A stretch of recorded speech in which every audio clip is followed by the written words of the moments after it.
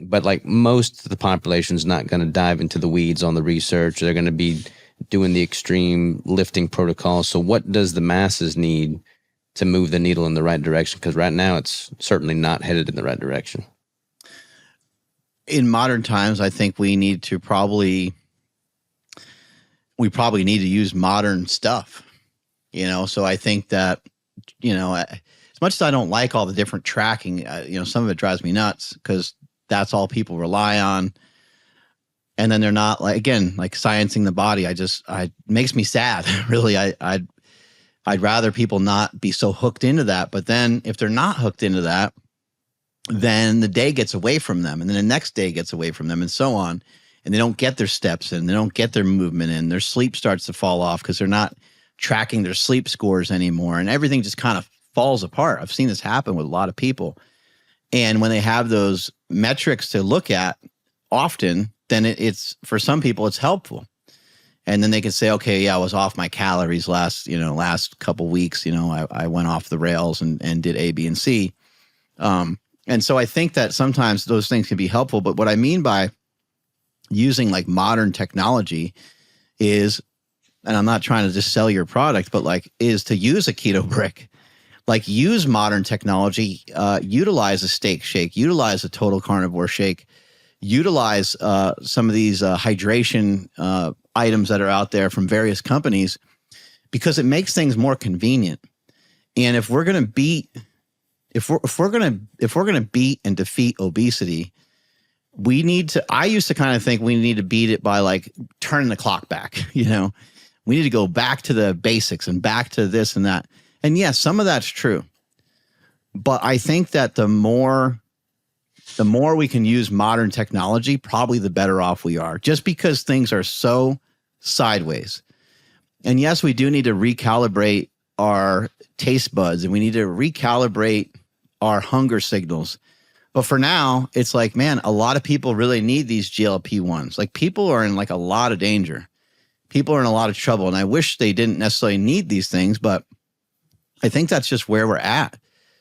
And so what are other examples of modern stuff? Well, let's get some good modern shoes on so that we can get in a lot of steps every day so we don't hurt our feet, our knees, our back, and our hips. And then what's a good shoe?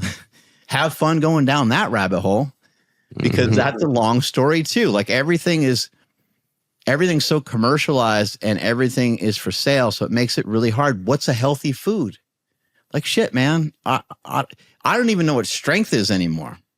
That's how screwed up things are from seeing so many different images of strength now with the internet, and seeing people demonstrate forms of gymnastics or forms of sprinting or explosive power in other ways that isn't just a bench squat and deadlift. When I was a kid, that was my world. That's all I knew. I didn't know anything different.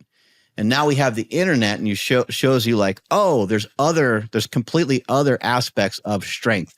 There's completely other aspects of nutrition and all these things. And so I think utilizing some modern technology, the fact that you can just go to any grocery store or gas station and get fruit, I think is great. I think eating fruit is an awesome opportunity to not eat any fat. I think the same thing of vegetables.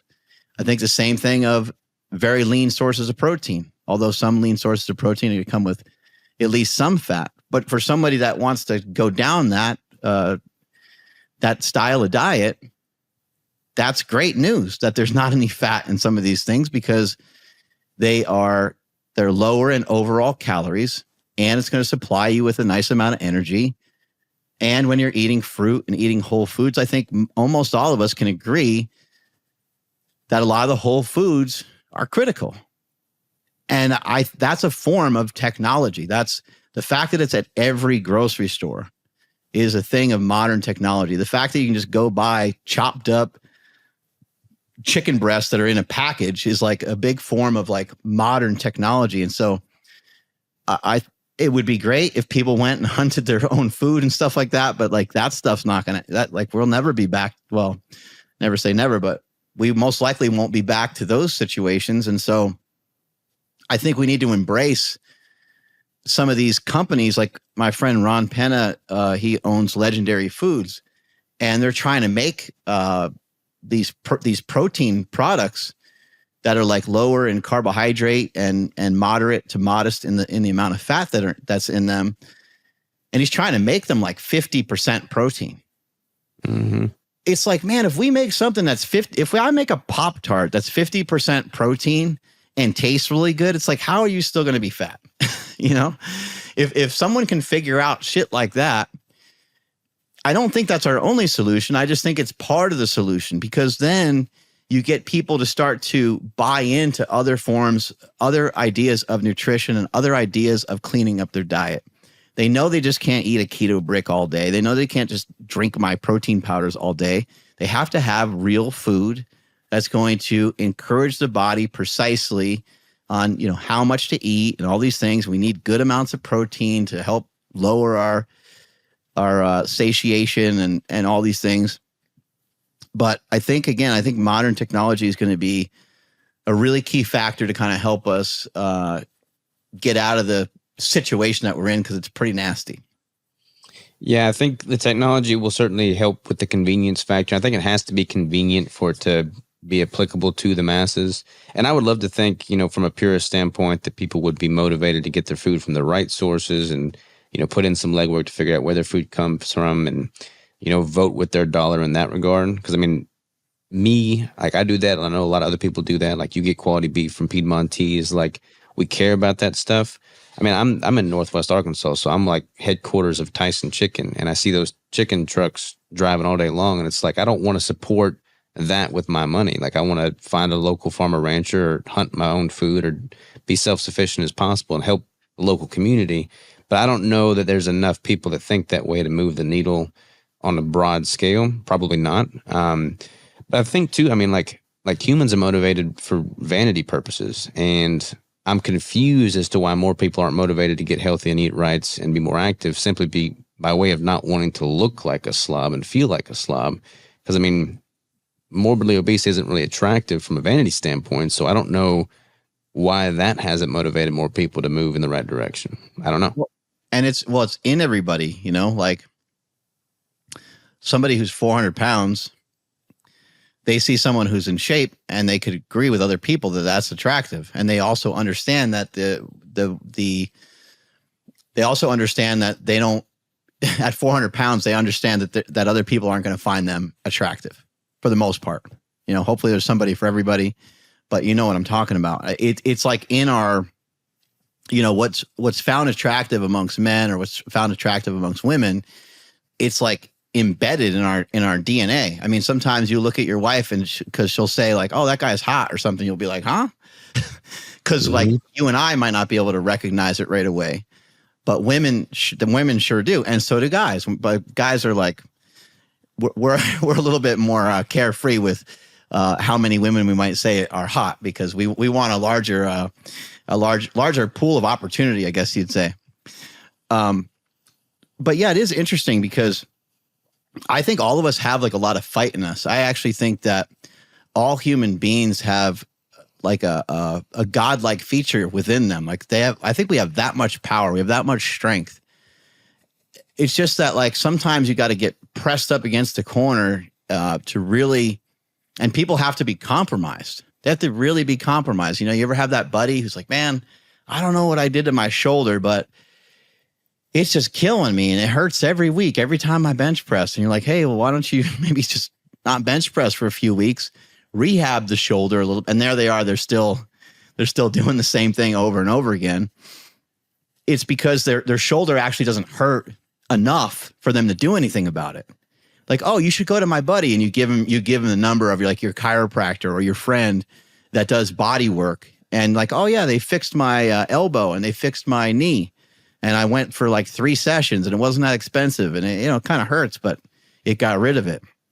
A person's not going to go until they're compromised enough. And I've heard they've had some studies before where people need to have 3 near-death scares before they end up considering like a full-on intervention before they consider on their own to make a big change. And that's same with like drug addicts. That's the same with people that are addicted to food. So you may have heard of your uncle, you know, he had, unfortunately, he had to go to the emergency room. He had shortness of breath and he's got something going on.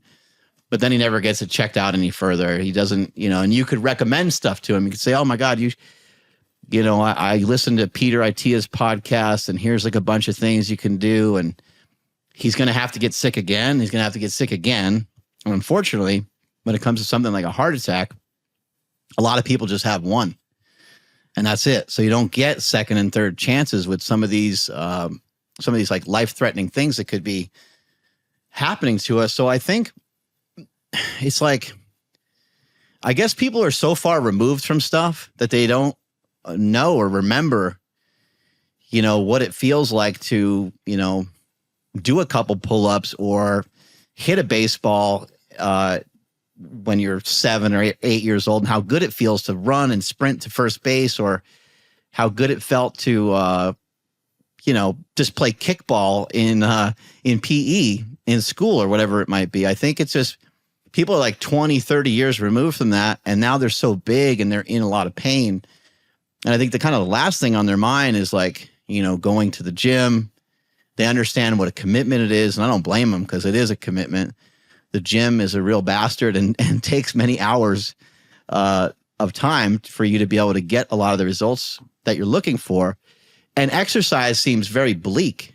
I think some of the reports and some of the information about exercise, I think, is a little bit on the low end, where they'll say, it only makes like a 5 or 10% difference and stuff like that. I think it makes a bigger difference, especially over time. And I think it helps with adherence all the way through with the rest of your life because it causes a cascade of disciplines to happen.